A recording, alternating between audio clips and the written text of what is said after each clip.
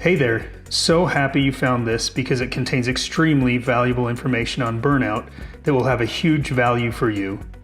After you finish watching this, you will be sure to have a much better understanding of what burnout is, why we as dentists tend to be even more prone to experiencing it than other professions, and how we can best avoid it. Depending on where you are in your dental career, you have invested a minimum of 8 years of education and many more years practicing dentistry. You have sacrificed so much of your time, energy, and finances to build this career.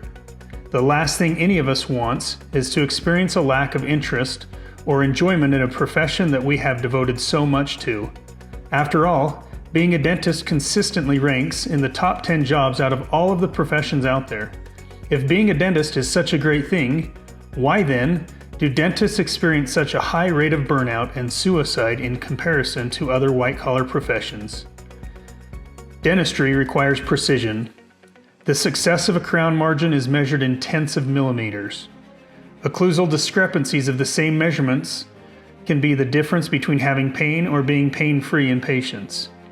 Not only are the procedures based in precision, but the population that is drawn to dentistry is driven with the same desire for perfection.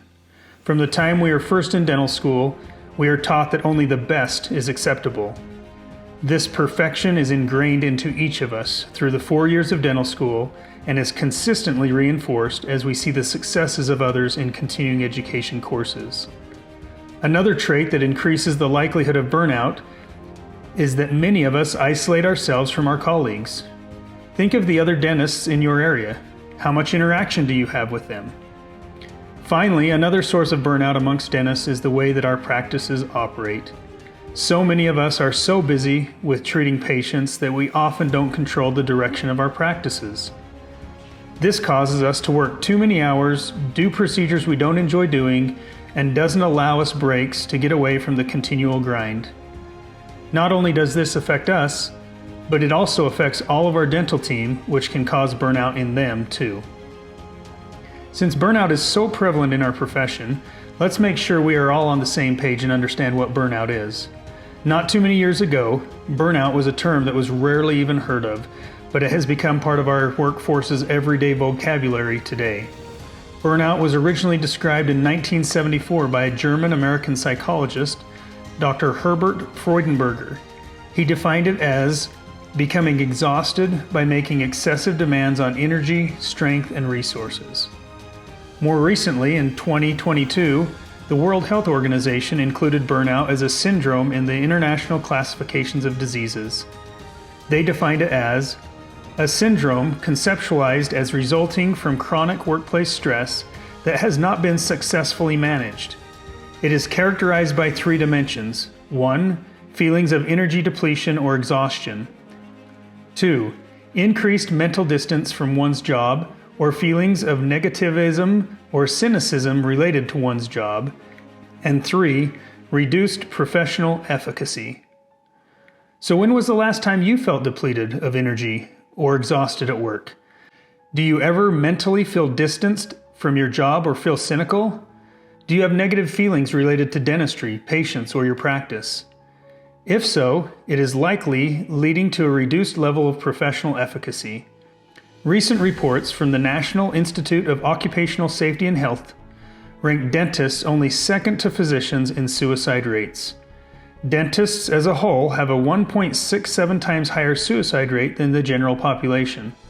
The Harvard Business Review reports that higher suicide rates are consistently found in passion-driven and caregiving professions, which often are the most susceptible to burnout, and these trend even higher in the female populations in these professions.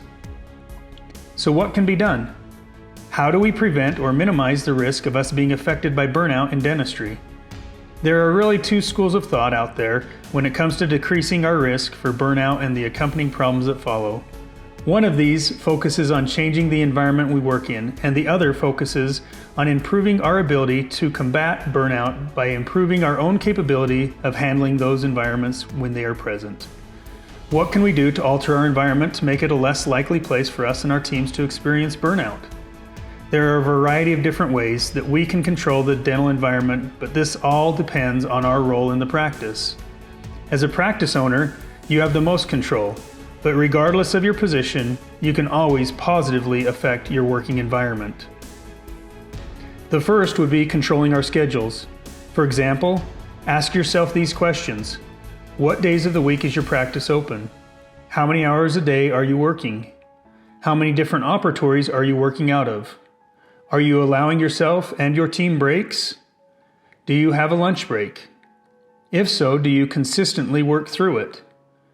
How often are you working past the time your last patient is supposed to be out the door? Contrary to popular belief, we can control all of these things, and when we do, we will actually be more productive than when we let them control us. There are numerous studies out there that show the importance of taking breaks between focused areas of work.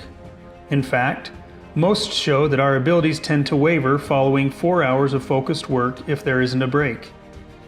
Another important question to ask yourself is, who controls your schedule?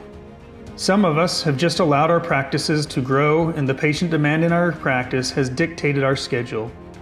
Others of us often hire consultants to come in and dictate how our schedules should run.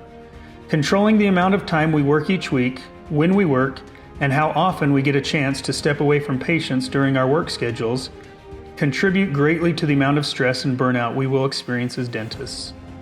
Unfortunately, this often affects our team and creates additional problems for them personally, which will only add to the problems in your practice.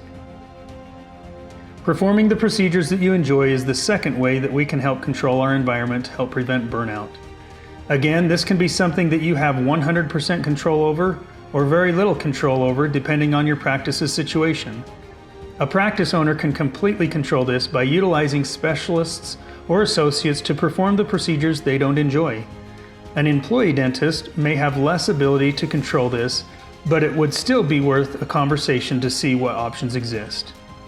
When we are doing the things that we enjoy, we decrease the likelihood of experiencing burnout. Dan Sullivan from Strategic Coach refers to this as our unique ability. Joe Polish of Genius Network refers to it as your zone of genius. You have likely heard of people being in the zone.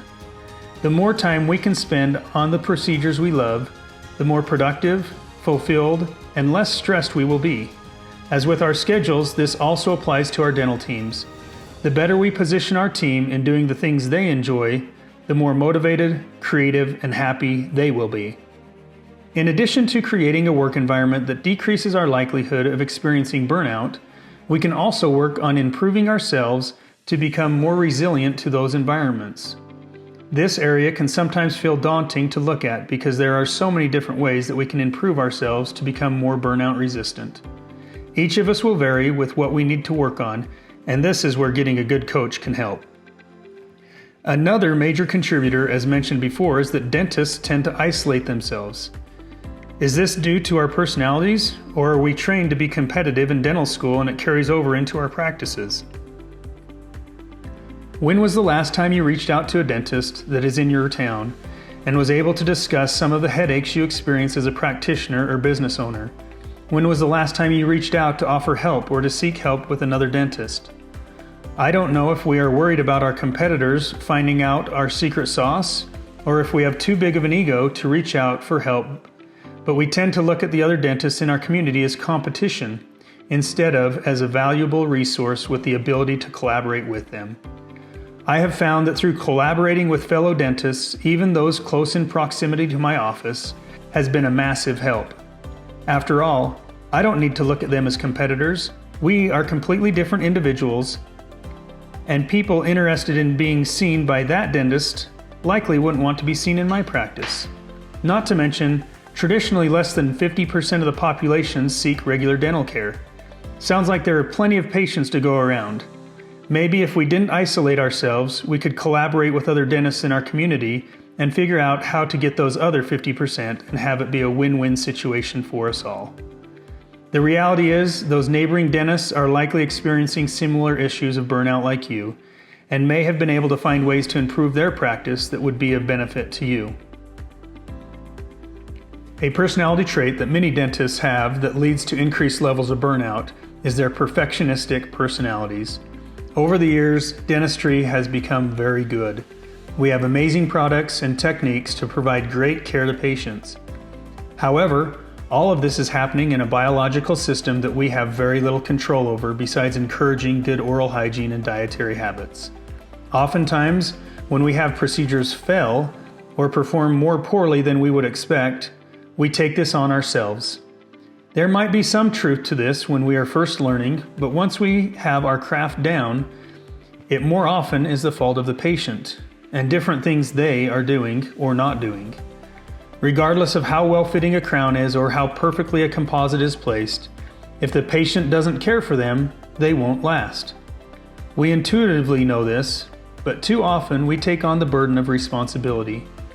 We have to be okay knowing that every patient isn't going to care for their mouths as if they were a dental hygienist.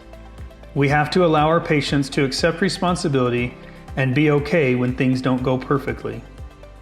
Bottom line, we belong to an amazing profession that is doing amazing things for others and can provide us with an amazing life. Can you imagine the excitement for life you would have if you felt this way? I am here to let you know that you can have this in your life. By working on these different aspects and choosing to change yourself and your practice, you can create a mindset and practice that you love, and all of this will flow over to all other aspects of your life. Interested in learning how you can improve your life and be done with dreading the dental office? Simply click on the link below and let's chat.